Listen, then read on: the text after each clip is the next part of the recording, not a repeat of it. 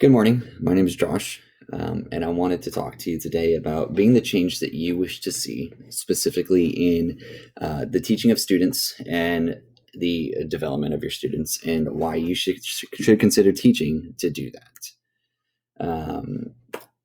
Like most, I never saw myself as being a teacher, and it's very possible that you've never seen yourself being a teacher, and it's okay. Um, but things come about that change that. For me, it was a moment in 2015 when I lived in Oklahoma. I was fortunate enough to get an offer to coach a middle school volleyball team at a school called the Cassidy School. Um, and I wasn't really sure about it because, again, I'd never considered myself a teacher, even though I was good with kids. But I had no experience teaching or coaching. And so I had nothing else really going on at the time, so I made the decision to, hey, let's give this a shot and see what happens. Figured couldn't really hurt anything because I've always been good with kids, so let's see. Um, and it was life changing. I mean, never could I've ever guessed the impact that these kids would have on me, let alone the impact that I could have on the kids. Coaching really gave me like that drive and motivation every day to get up and go to work because I was excited to see them. Um, and at first, just teach them volleyball, but I had the opportunity to substitute for some classes throughout my time coaching, and it really solidified my decision. And so 1 year into coaching, I made the decision to enroll at Sam Houston State. I was currently at that time going to the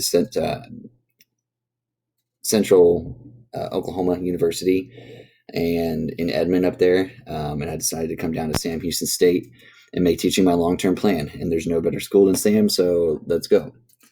Shortly after leaving, which was really a sad moment for me, one of the kids' parents posted this photo on the right, and it was just like heart melting.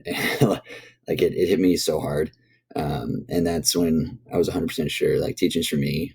Um, and watching young Brock grow, the kid in that picture, and all my other students, it was a feeling that will never be replaced. And so that's one of the biggest things that you can do as a teacher, right? Is you can impact the lives of those who need it most. And especially in today's world with everything going on with COVID-19, all of the different political things going on and stuff like that, you have the opportunity as a teacher to directly impact kids and help them grow academically, socially, behaviorally, um, and make a difference in the lives of literally hundreds of students each year.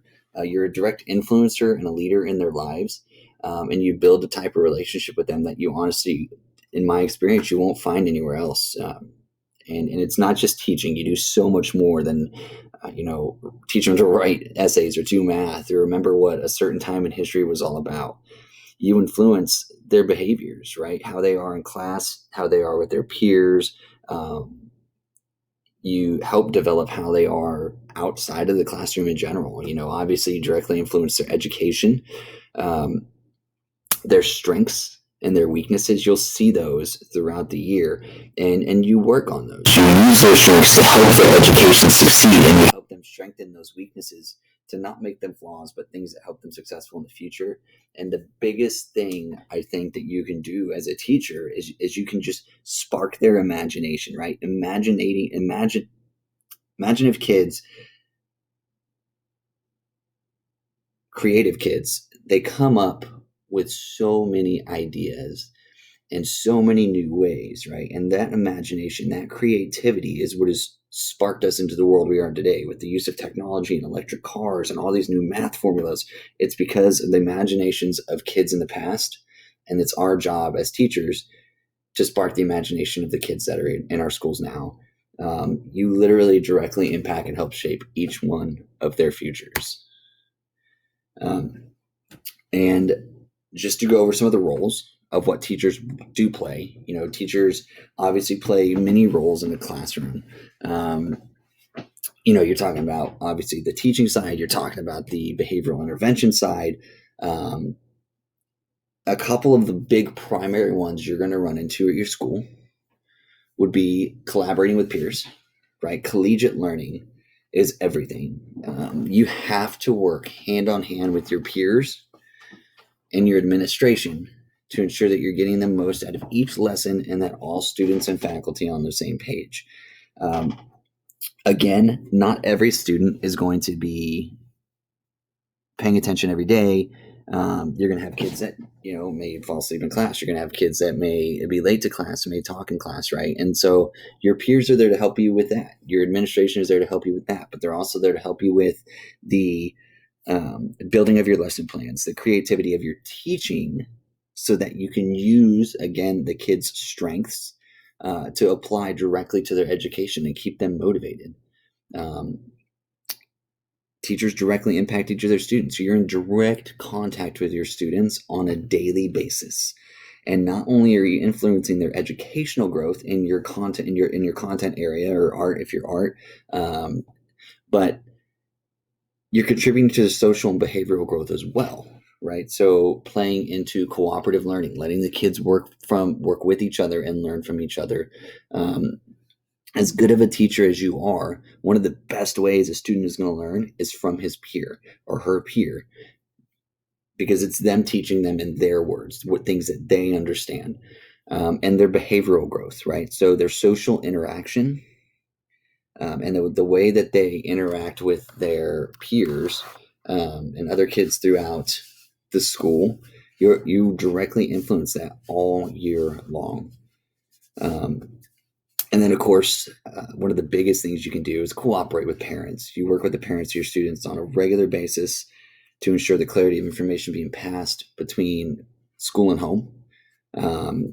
Again, it's positive comments, upcoming projects, behavioral issues, and updates on important dates for the district, things like that, sporting events if they're involved in school. But one of the things you want to be careful of is you don't want the phone calls home to always be, hey, little Johnny's doing this in class and he's not behaving, right? It's very important to call home and let them know, hey, Stephanie was doing exceptionally well today in school.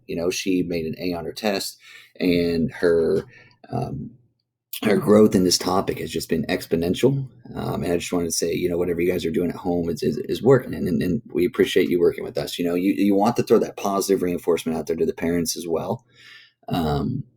But cooperating with parents is a huge role that you're going to play as a teacher in the success of your students. And then, of course, I talked about it earlier with peer collaboration. This is really like the foundation of your success, at least in my opinion, is working as a collective in your department and with your administration. In my school, we have academic planning where we meet 2 times a week with our peers in our content areas, in my case, math, to plan out the next lesson or unit and ensure students are on the same track. Make sure everybody is like in that same area and on the same page. And that's important because you don't want teacher A to be teaching geometry while teacher B is teaching algebra and they're in the same grade, right? Unless it's a different class. But you want to make sure everybody's on the same track. And then budget planning, of course, all the departments have their budgets. So you talk about the finances in the departments and ensure the department has the supplies it needs, not only for upcoming lessons, but of course, state testing, things such as calculators, whatever they might need for their departments. Accommodation adjustments. This is mostly something you're going to work with your administration, but ensuring all students are receiving any accommodations they may need to help them succeed in class. This can be medical accommodations. This can be behavioral accommodations. It can be educational accommodations. There's multiple styles of accommodations, but just making sure that your students are put in the best scenario that they can be in order to be successful in class. And then creative teaching, right? Like one of the ways you work with your peers, and one of the biggest benefits is to come up with new and creative ideas and ways to teach your students by involving things they're interested in, such as right now, technology. Technology is a big thing. And there are a lot of ways that you can involve technology in the classroom to help keep your students interested in what they're doing. And then if you do decide that teaching is for you, and hopefully you do, because teaching is fantastic and the difference we make in children's lives is irreplaceable. There are some requirements, right? And while state requirements may change across the U.S., Texas requires that you have a bachelor's degree in education from an accredited university, and or a teaching certificate, right? And if you don't have that bachelor's, there's an alternative certificate that you're able to get through the state. And then you must pass your content exam. In my case, math. It could be English, history, bilingual. If you're like there are a lot of different content areas, but you have to pass the content area you're trying to teach. And then, of course, your pedagogy of professional responsibilities exam. And a lot of schools right now are actually asking for the ESL, the English as a Second Language exam, to be passed as well. And if you can get all those and get lined up, then hopefully you can join me in our group meetings and we can get some lesson plans set up. So if you guys have any other questions on teaching or why you should become a teacher, please don't hesitate to ask. Again, my name is Josh, and it was a pleasure speaking with you guys.